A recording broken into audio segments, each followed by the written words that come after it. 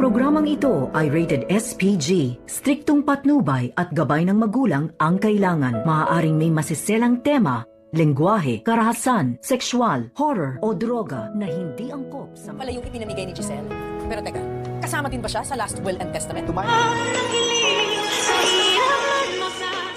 Pilit nga na pinapasama ni Moira ang kanyang anak na si Zoe upang magtungo dito nga sa abogado na inihanda nga noon ni Don Pepe upang malaman nila ang tungkol sa kayamanan kung sino nga ang pamamanahan nito. At ang sagot naman dito ni Zoe sa kanyang ina na hindi daw mahalaga sa kanya ang kayamanan ng kanyang lolo Pepe at hindi pa nga daw handa itong si Zoe na harapin muli itong si Giselle at RJ at itong si Annalyn dahil mas nanaig pa rin kay Zoe ang konsensya sa kanyang ginawa sa kanyang lolo Pepe at lalo na ngayon na makakaharap na rin nila itong anak ni Giselle na ipinamigay noon. At dito na nga nagkasalpukan itong si Justin at itong si Moira. Agad na tinarayan ni Moira itong si Justin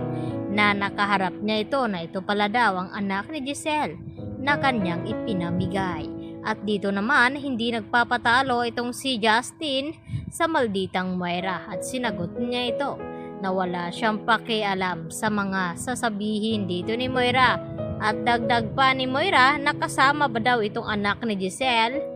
na magmamana sa last will and testament dito ni Don Pepe. At maya-maya nga ay narinig na nga dito nila Moira at RJ at Giselle at Justin ang sinabi ng abogado ni Don Pepe na ang magmamana daw sa last will and testament ay walang iba kundi itong si Annalyn Santos. At nagulat itong si Moira at sinabi dito sa attorney na bakit pinamanahan daw ni Don Pepe itong si Annalyn na anak daw ito sa labas. At hindi nga makatiis itong si Justin na sagutin itong si Moira na alam niya ang dahilan na kung bakit hindi binigyan ng mana ang kanyang anak na si Zoe dahil hindi pala nila ito kadugo. At nagulat ang lahat dahil sa sinabi dito ni Justin na kung bakit marami daw itong alam dahil yun pala ay bago madukot o maaksidente itong si Don Pepe ay nagkausap pala ito si Justin at itong si Don Pepe at sinabi lahat-lahat dito pagkatapos na kumpirma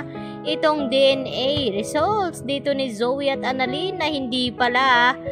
positive itong si Zoe bilang tanyag. At dahil dito hindi nakabilang itong si Zoe sa last will and testament dito ni Don Pepe at lalong mas nagulat itong si Moira na walang makukuha kahit isang kusing itong kanyang anak na si Zoe dahil ang ipinamana ni Don Pepe dito naman kay Justin ay walang iba kundi itong Apex Hospital, kaya naman ay siya ang hihirangin na magiging co-owner ng Apex at ipakilala na nga ito ni Giselle at RJ sa buong ospital itong si Justin.